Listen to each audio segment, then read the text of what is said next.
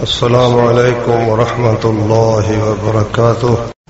محترم بھائیوں بہنوں عزیزوں، یہ سورۃ الروم کی آیتیں ہیں 21ویں پارے میں سے۔ ان میں اللہ تعالیٰ نے قوموں کی بربادی کا سبب بیان کیا ہے۔ سبب کیا ہے؟ کسی شخص میں یا کسی قوم میں خرابی کب پیدا ہوتی ہے؟ اس وقت پیدا ہوتی ہے جب وہ ایک اللہ کے ساتھ کسی اور کو بھی اختیارات کا مالک سمجھنا شروع کر دیتا ہے۔ جو ایک اللہ سے ہی ڈرتا ہے، ایک اللہ سے ہی امید رکھتا ہے، اب وہ جب بھی غلطی کرے گا 1000 بار سوچے گا کہ اللہ کی گرفت سے مجھے خود اللہ کے سوا تو کوئی بچا سکتا ہی نہیں، میرے پاس ایسا کوئی دربار نہیں ہے، میرے پاس پناہ کی ایسی کوئی جگہ نہیں ہے جہاں جا کر میں اللہ کی گرفت سے بچ سکوں۔ وہ اس کی امید کی نگاہ بھی اللہ کی طرف ہوگی اور اس کے خوف کا معاملہ بھی صرف اللہ تبارک و تعالیٰ سے ہوگا۔ اللہ کے سوا نہ کسی سے امید، نہ کسی کا خوف، نہ وہ کسی کو کسی قسم کی غیبی طاقتوں کا مالک سمجھتا ہے، نہ ہی پھر اس سے وہ کسی قسم کی درخواست کرتا ہے۔ شیخ سعدی نے اس کا ترجمہ کیا ہے فارسی شعر میں، کہتا ہے موحد چے در پائے ریزی زرش وگر تیغ ہندی نہیں برسرش۔ موحد وہ شخص ہے کہ اگر اس کے سر پر تیز تلوار رکھ دو اور خواہ اس کے پاؤں میں سونے کے ڈھیر لگا دو، امید و حراسش نہ باشد ز کس، اس کو کسی سے نہ امید ہوگی نہ کسی کا خوف ہوگا۔ ہمین است بنیاد توحید و بس، توحید کی بنیاد یہی ہے کہ امید اگر کسی سے ہے تو وہ ایک اللہ سے ہے، اور اگر خوف کسی کا ہے کہ وہ میرا نقصان کر سکتا ہے تو وہ صرف اللہ وحدہ لا شریک سے ہے۔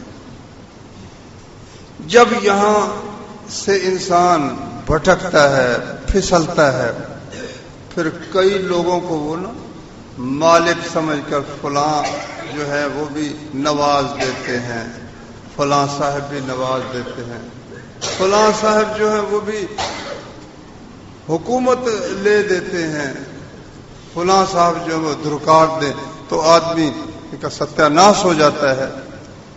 یہ ہے وہ جگہ جہاں آ کر قومیں گمراہ ہوتی ہیں۔ آپ قرآن مجید کو پڑھیں، خود پڑھیں، نہ اس کی کوئی شرح بھی نہ پڑھے، کوئی تفسیر نہ پڑھے، صرف قرآن مجید کا ترجمہ ماشاءاللہ کسی کا لکھا ہوا پڑھ لو، اہل حدیث کا لکھا ہوا پڑھ لو، دیوبندی کا پڑھ لو، بریلوی کا پڑھ لو، حتیٰ کہ شیعہ کا ترجمہ لکھا ہوا پڑھ لو، حاشیہ نہیں پڑھنا، جو اوپر انہوں نے لکھا وہ نہ پڑھو، صرف قرآن مجید پڑھتے جاؤ تو آپ کو حقیقت کھل جائے گی کہ قرآن کیا کہتا ہے۔ پہلی قوموں کے متعلق یہ میں نے جو آیت پڑھی ہے اس میں خلاصہ ہے۔ دوسری جگہوں پر اللہ تعالیٰ نے تفصیل کے ساتھ کہا کہ نوح علیہ السلام کی قوم جو تھی انہوں نے کہا ہم کسی صورت میں نہ ود کو چھوڑیں گے، نہ سوا کو، نہ یغوث کو، نہ یعوق کو، نہ نصر کو۔ یہ ان کے بزرگوں کے انہوں نے بت بنا رکھے تھے، ان کی پوجا کرتے تھے۔ اسی طرح سے ابراہیم علیہ السلام کی قوم بت پرستی کرتی تھی، ستاروں کو وہ پوجتے تھے، چاند کو وہ پوجتے تھے، سورج کی پرستی وہ کرتے تھے، بادشاہ کو بھی خدائی اختیار کا مالک وہ سمجھتے تھے۔ اسی طرح سے آپ ان قوموں کے حالات دیکھیں، ان کی سرکشی میں، ان کی نافرمانیوں میں سر فہرست جو جرم تھا نا وہ یہ تھا کہ پیدا کرنے والے کے ساتھ اوروں کو انہوں نے شریک بنا رکھا تھا۔ حالانکہ قرآن مجید کا کہنا یہ ہے صاف کہ وَمَنْ أَضَلُّ مِمَّنْ يَدْعُو مِن دُونِ اللَّهِ مَن لَّا يَسْتَجِيبُ لَهُ إِلَى يَوْمِ الْقِيَامَةِ وَهُمْ عَن دُعَائِهِمْ غَافِلُونَ۔ بتاؤ اس سے بڑھ کر کون گمراہ ہو سکتا ہے جو اللہ کو چھوڑ کر ایسی ہستیوں کو پکارتے ہیں قیامت کے دن تک ان کی بات پر وہ لبیک نہیں کر سکتے، ان کی بات قبول نہیں کر سکتے. وہم عن دعائہم غافلون، وہ ان کے پکارنے سے کہ ہمیں کوئی پکار رہا ہے غافلون، بے خبر ہے، ان کو خبر ہی نہیں کوئی. یہ یہاں سے چلا رہے ہیں یا شیخ عبد القادر جیلانی، یا رسول اللہ، یا علی حیدر، یا فلان یا فلان، ان کو کچھ خبر ہی نہیں کہ ہمیں کوئی پکار رہا ہے. وَإِذَا حُشِرَ النَّاسُ كَانُوا لَهُمْ أَعْدَاءً، 26واں پارہ ہے سورۃ الاحقاف کی یہ آیت ہے. وَإِذَا حُشِرَ النَّاسُ، جب حشر ہوگا نا، لوگ اکٹھے ہوں گے، كَانُوا لَهُمْ أَعْدَاءً، وہ جنہیں یہ پکارتے تھے وہ ان کے دشمن بن جائیں گے. وہ کہیں گے تم نے ہمیں کیوں پکارا؟ وَكَانُوا بِعِبَادَتِهِمْ كَافِرِينَ، ان کی عبادت کا وہ صاف انکار کر دیں گے، کہے ہمیں کسی نے نہیں پکارا، وہ صاف کہہ دیں گے. اللہ اکبر. اسی طرح سے اس بات کا بھی اللہ نے جا بجا ذکر فرمایا ہے کہ کوئی کسی کی مدد کر سکتا ہے. فرمایا کہ ہاں اللہ تعالیٰ فرماتے ہیں قل انی لا املک لنفسی نفعا ولا ضرا الا ما شاء اللہ. سورہ انعام میں اللہ تعالیٰ نے فرمایا اے نبی آپ ان سے کہہ دیں لا املک لنفسی، میں اپنی جان کے لیے بھی نہ کسی نفع کا اختیار رکھتا ہوں نہ کسی نقصان کا اختیار رکھتا ہوں، مگر جو اللہ چاہے وہ مجھے نفع پہنچتا ہے اور وہ نقصان مجھے پہنچتا ہے. لیکن میں خود اپنی ذات کے لیے بھی نہ نفع کا اختیار رکھتا ہوں نہ نقصان کا اختیار رکھتا ہوں. وَلَوْ كُنْتُ أَعْلَمُ الْغَيْبَ لَاسْتَكْثَرْتُ مِنَ الْخَيْرِ. ایک تو نا اختیار رکھنا، ایک ہے اس کا علم ہونا، پتہ ہی چل جانا کہ کل کو کیا ہوگا. تو فرمایا ان سے کہہ دو کہ اگر مجھے کل کی خبر ہوتی، غیب کی خبر ہوتی، تو میں بہت سے فائدے اکٹھے کر لیتا، مجھے نقصان کوئی نہ پہنچتا. اور سورہ جن میں یہ اعلان کرنے کا حکم ہوا ہمارے نبی کریم صلی اللہ علیہ وسلم. فرمایا قل انی لا املک لکم ضرا ولا رشدا، ان سے کہہ دو میں تمہارے لیے، میں محمد صلی اللہ علیہ وسلم انبیاء کے سردار، اولاد آدم کے سردار، قیامت کے دن جن کے ہاتھ میں حمد کا جھنڈا ہوگا اور آدم علیہ السلام سے لے کر آخری بندے تک اس جھنڈے کے نیچے ہوں گے. ترمذی شریف میں حدیث موجود ہے. اور جنت کے جب جائیں گے دروازہ کھٹکھٹائیں گے تو وہ پوچھے گا دربان آپ کون ہیں؟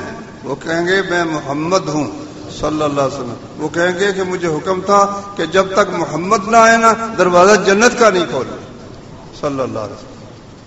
تو نبی کریم صلی اللہ علیہ وسلم کو اللہ تعالیٰ فرما رہا ہے قل ان سے کہہ دو انی لا املک لکم ضرا ولا رشدا، میں تمہارے لیے نہ کسی نقصان کا مالک ہوں نہ کسی فائدہ کا مالک ہوں. فائدہ اور نقصان یہ پاک پروردگار کے ہی ہاتھ میں ہے، اور پکارنا ہے تو اسی کو پکارنا ہے. دیکھو ہر نماز کی ہر رکعت میں، خواہ وہ فرض ہے خواہ وہ نفل ہے، ہر بندہ اقرار کرتا ہے. کیا کہتا ہے؟ ایاک نعبد و ایاک نستعین. یا اللہ صرف، عبداللہ بن عباس رضی اللہ عنہ نے اس کی تفسیر کی، ایاک نعبد کا معنی ہے نعبدک ولا نعبد غیرک، تیری عبادت کرتے ہیں تیرے سوا کسی کی عبادت نہیں کرتے. و ایاک نستعین، صرف تجھ سے مدد مانگتے ہیں تیرے سوا کسی سے مدد نہیں مانگتے. پھر بھائیو دیکھو کتنا ستم ہے، کتنا ظلم ہے. ہر رکعت، ہر نماز کی ہر رکعت میں یہ پڑھنا ہے، اور اس کے بعد پھر مدد مانگنی ہے تو وہ کسی اور سے مدد مانگنی شروع کر دے. امداد کن امداد کن، در دین و دنیا شاد کن، امداد کر دین و دنیا میں شاد کر دے. یا شیخ عبد القادر، اے شیخ عبد القادر امداد کر امداد کر. اللہ کے بندو شیخ عبد القادر تو فوت ہو گئے، قبر میں دفن ہو گئے. اب اللہ بہتر جانتا ان کی قبر وہ جو بنی ہوئی ہے وہ اصلی ہے یا کیسی ہے. تاریخ میں تو یہ لکھا ہے کہ جب وہ فوت ہوئے تو پھر کچھ مدت کے بعد وہ جو ایک حاکم آیا وہ ان کے خلاف تھا بڑا، اس نے ان کی قبر میں سے نکال کر ان کی باقی چیزیں دریا میں بہا دی. یہ بھی اللہ تعالیٰ کی ایک عجیب قدرت ہے. النجوم الظاہرہ کتاب کا نام ہے، مصر کے حالات میں لکھی ہے تاریخ میں. تو اب جو شخص اپنی ہڈیاں جو ہے وہ نہیں بچا سکتا، ذرا غور کرنا چاہیے. وہ تمہاری کیا مدد کرے گا؟ لاہور میں لوگ جاتے ہیں اولاد لینے کے لیے، علی حجویری ان کے دربار پر جاتے ہیں. خود ان کو ساری زندگی اولاد نہیں مل سکی. اب خود جس کی اولاد نہ ہو وہ لوگوں کو اولاد دینی شروع کر دے. یار کچھ خود تھوڑا بہت غور بھی تو کرنا چاہیے. اللہ تعالیٰ نے اس لیے 22ویں بارے میں سورہ سبا کے اندر فرمایا، ہاں یا سورہ فاطر کے اندر ہے، والذین تدعون من دونہ، اللہ کے سوا جس کو تم پکارتے ہو، ما یملکون من قطمیر، ایک قطمیر کے مالک نہیں ہے، ایک قطمیر کے مالک نہیں ہے. قطمیر کیا ہوتا ہے؟ قطمیر ہوتا ہے کھجور کی گٹھلی کے اوپر ایک ہلکا سا چھلکا ہوتا ہے. کھجور کی گٹھلی پر ایک چھلکا ہوتا ہے پتلا سا، پھونک مارو تو اڑ جاتا ہے. فرمایا اللہ کے سوا جنہیں تم پکارتے ہو نا، ایک قطمیر کے مالک نہیں ہیں. ان تدعوہم، یہ کون کہہ رہا ہے؟ میں کہہ رہا ہوں، اللہ تعالیٰ کہہ رہا ہے. اچھا، لوگوں کا بھی عجیب معاملہ ہے. جو سرکاری کام کرتے ہیں نا، سرکاری افسر ہوتے ہیں، وزیر ہوتے ہیں، ذرا بے دین قسم کے لوگ ہیں ان میں سے، وہ جب دیکھتے ہیں کہ قرآن کی آیات ہمارے خلاف ہیں، رسول اللہ صلی اللہ علیہ وسلم کی حدیث ہمارے خلاف ہے، اب ان کا بس نہیں چلتا. بس چلے تو وہ گالیاں دے دے کر نہ اپنی بڑاس نکالیں. وہ پھر بڑاس نکالنے کا طریقہ انہوں نے کیا رکھا ہوا ہے؟ وہ کہتے ہیں مولوی ایسے، یہ مولوی ایسے، یہ مولوی ایسے. اللہ کے بندو، مولوی اگر اپنی بات کرے پھر تو چلو مولوی کو تم کوس لو. وہ حوالہ دے رہا ہے قرآن مجید کی آیت ہے بھائی، 22ویں پارے کی یہ آیت ہے جو میں اب پڑھ رہا ہوں. کھول کر دیکھ لو، قرآن میں لکھی ہوئی ہے کہیں. اور کچھ ہمارے مہربان جو شرک پر یا بدعت پر اڑے ہوئے نا، وہ کہتے ہیں ان کی تقریر مت سنو، یہ قرآن کی آیات پڑھ پڑھ کر بندے کو گمراہ کر دیتے ہیں. کوئی سمجھ آئی گل دی؟ قرآن کی آیتیں پڑھ پڑھ کر گمراہ کر دیتے ہیں. قرآن سے ان کو ملتی ہی وہ آیت ہے، بیان ہی وہ آیت کرتے جس میں بزرگوں کی توہین ہوتی ہے.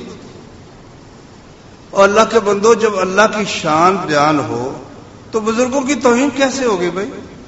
بندے کو بندہ رکھو، رب کو رب رکھو. اللہ تعالیٰ نے ان کی نفسیات بڑی خوبصورت بیان کی ہیں 24ویں پارے میں.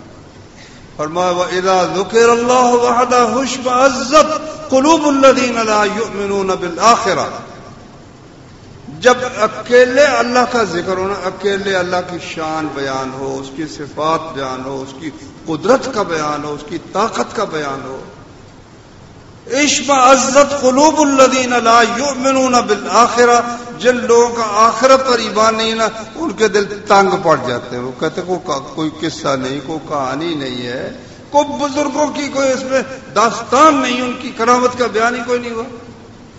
وَإِذَا ذُكِرَ الَّذِينَ مِن دُونِهِ إِذَا هُمْ يَسْتَبْشِرُونَ، جب دوسروں کا ذکر آئے تو وہ کھل جاتے، خوش ہو جاتے. وہ آج فلاں بزرگوں نے یہ کر دیا، فلاں نے یہ کر دیا، فلاں نے یہ کر دیا. جب ایک اللہ کی شان بیان ہو تو ان کے دل تنگ پڑ جاتے. اب دیکھو یہ میں جو آیت پڑھنے لگا ہوں نا، اس میں اللہ نے کس قدر چند لفظوں میں توحید کی حقیقت بیان فرما دی. فرمایا والذین تدعون من دونہ، اللہ کے سوا جس کو تم پکارتے ہو.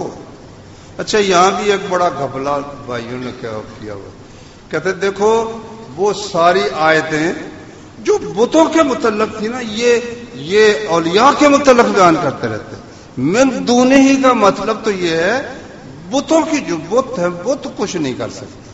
بت کو من دونہ ہی کا مطلب اس اللہ کے سوا بت مراد ہے. اچھا تو اس کا مطلب تو یہ نکلا کہ بت من دونہ ہی ہے اور باقی جو کو لوگ پکارتے ہیں حضرت عیسیٰ علیہ السلام کو لوگ پکارتے ہیں, ٹھیک ہے, مریم کو لوگ پکارتے ہیں, اسی طرح عزیر علیہ السلام کو لوگ پکارتے ہیں.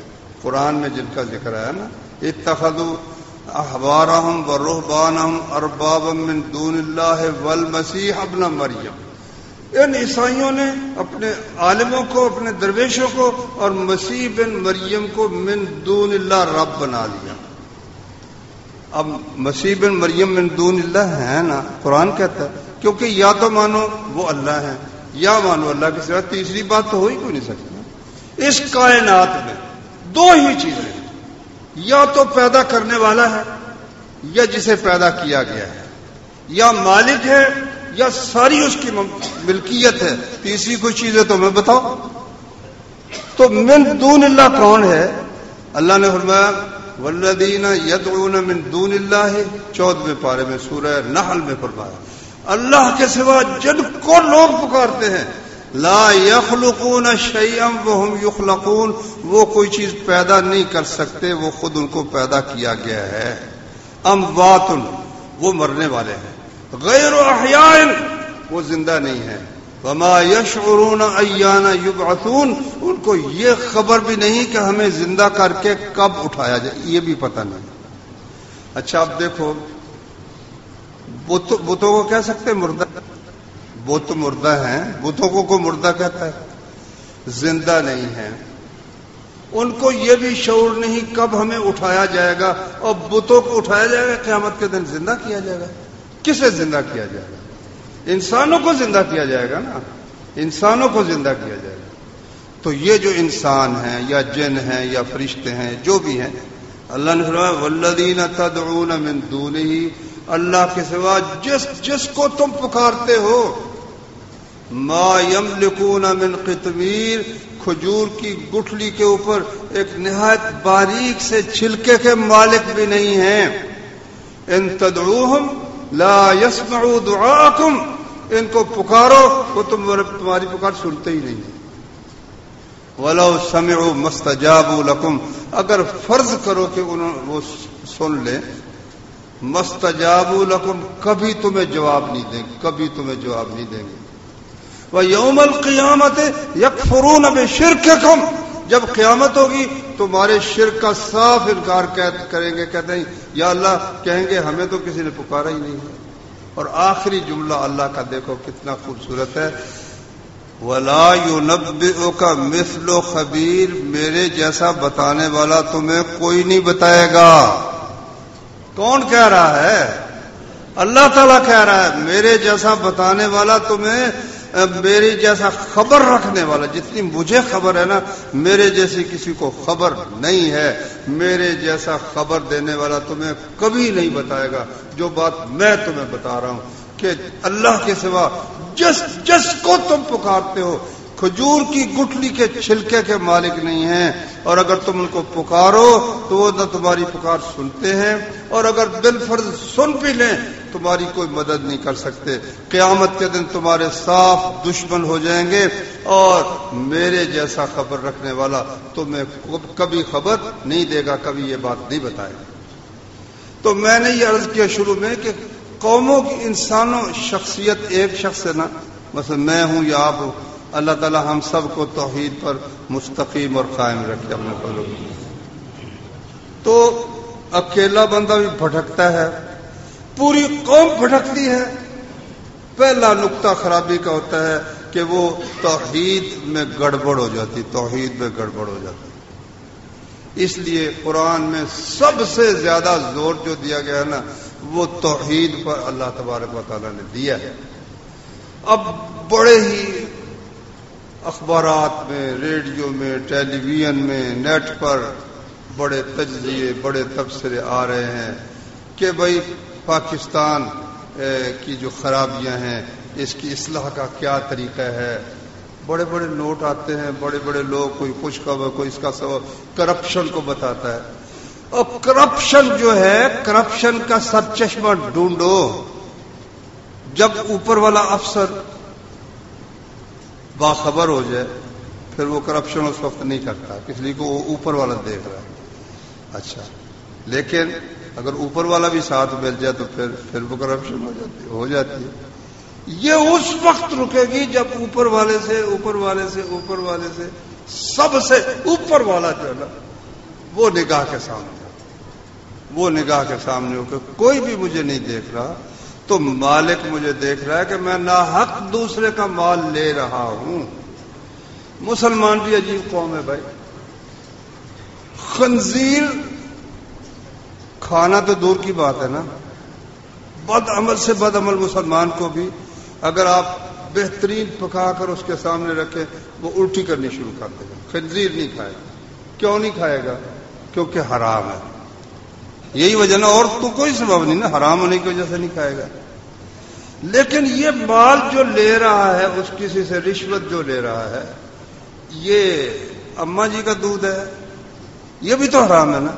اس کو اگر وہ خنزیر سمجھے کہ یہ خنزیر ہے، یا بھائی ہے، والد فوت ہو گیا اور بہنوں کا حصہ ہے، اگر اس کو سمجھے کہ یہ اگر میں نے لیا تو یہ خنزیر کھاؤں گا، تو وہ شاید کبھی بھی نہ لے.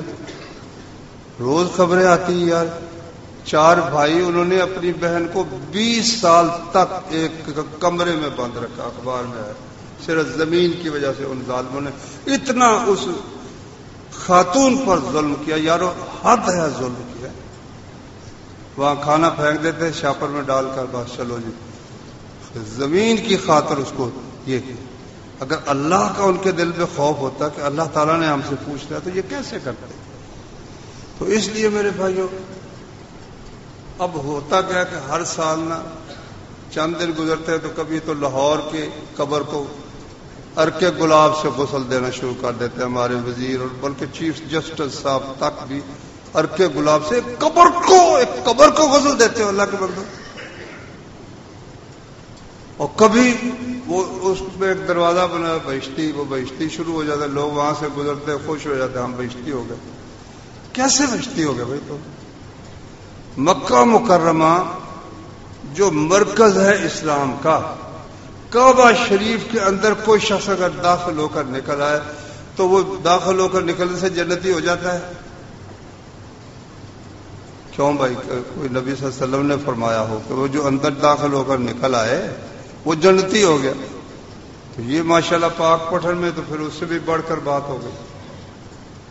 یہ ہے وہ اصل سبب، شرک ہے.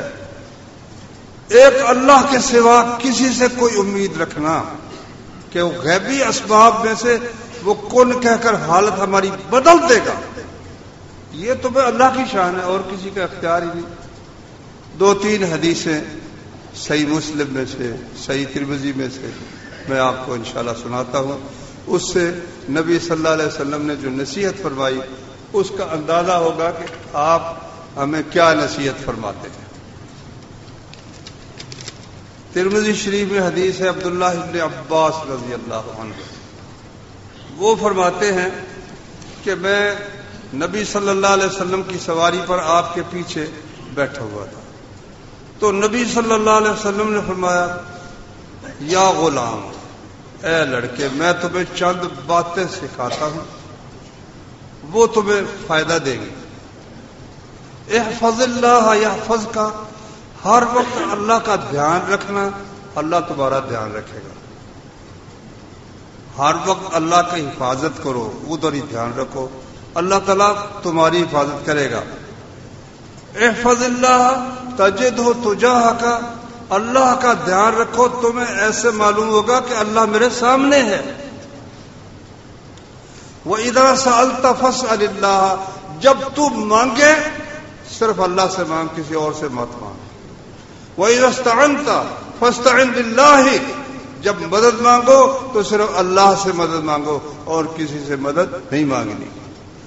وَعَلَمْ أَنَّ الْأُمَّةَ، یہ اچھی طرح سے جان لو کہ ساری دنیا کے لوگ اگر جمع ہو جائے کہ تمہیں کوئی فائدہ پہنچائیں تو اس فائدے کے سوا کوئی فائدہ نہیں پہنچا سکیں گے جو اللہ نے تیری قسمت میں لکھ دیا ہے، اس کے سوا کوئی فائدہ تمہیں نہیں پہنچا سکیں گے۔ اور اگر تمام دنیا کے لوگ جمع ہو جائیں کہ تجھے کوئی نقصان پہنچائے، اس نقصان کے سوا جو پروردگار نے لکھ دیا ہے تمہیں کوئی نقصان نہیں پہنچا سکے گا۔ فرمایا جفت القلم، ہاں قلم جو ہے لکھنے والا قلم، سیاہی اس کی خشک ہوگی، بات اللہ کی پکی ہوگی، کوئی شخص کسی کو نہ فائدہ پہنچا سکتا ہے نہ کوئی نقصان پہنچا سکتا ہے۔ دوسری حدیث ہے صحیح مسلم میں، حضرت ابو ذر غفاری رضی اللہ عنہ بیان فرماتے ہیں کہ رسول اللہ صلی اللہ علیہ وسلم نے فرمایا،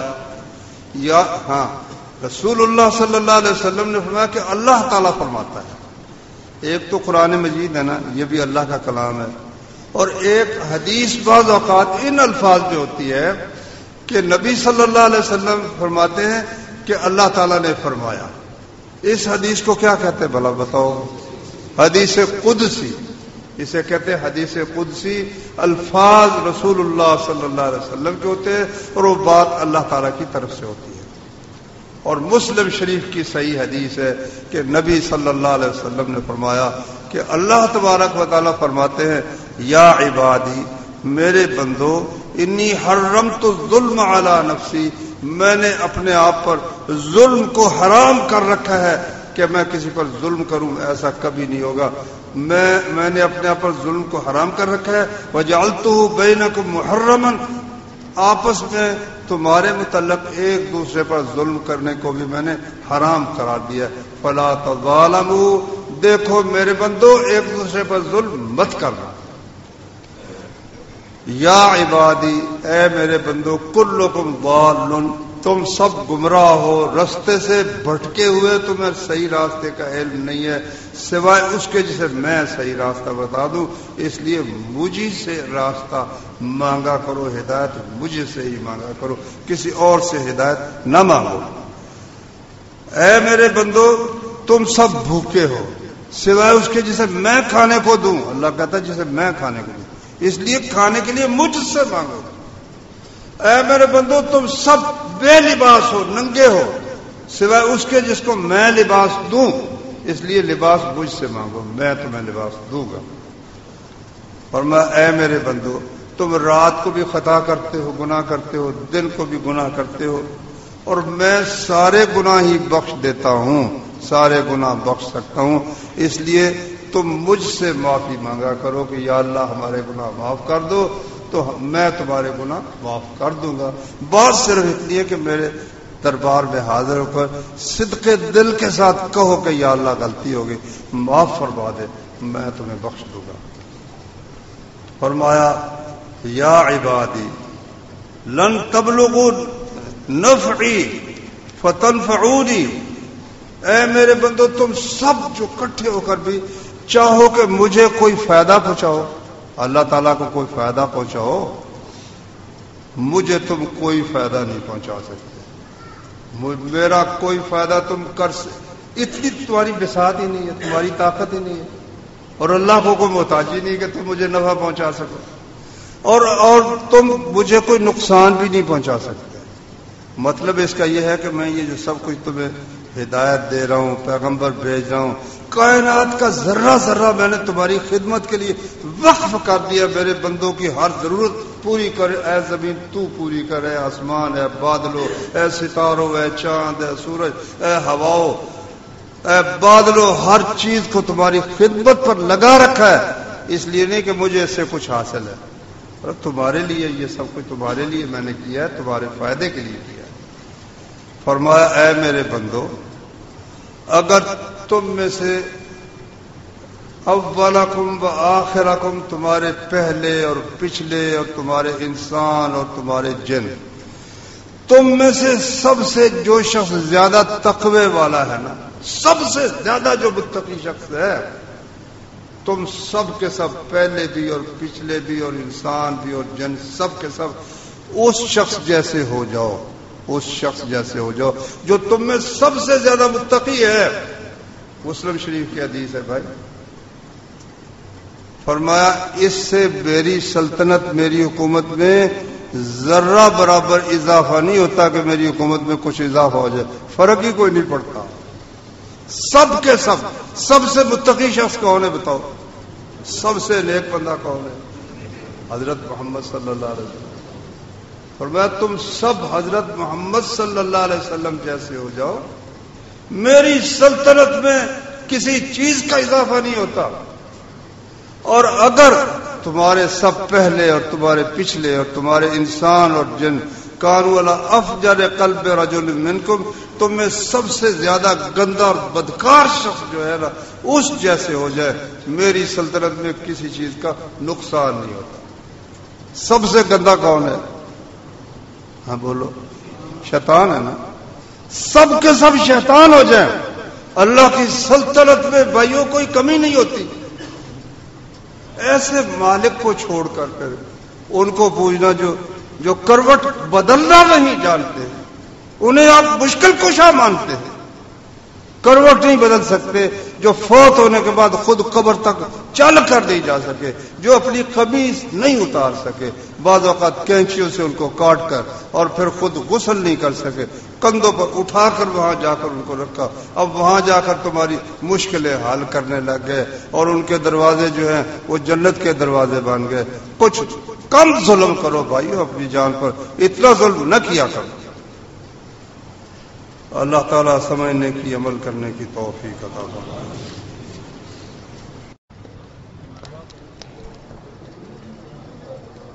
سبحانك اللهم وبحمدك أشهد أن لا إله إلا أنت أستغفرك وأتوب إليك.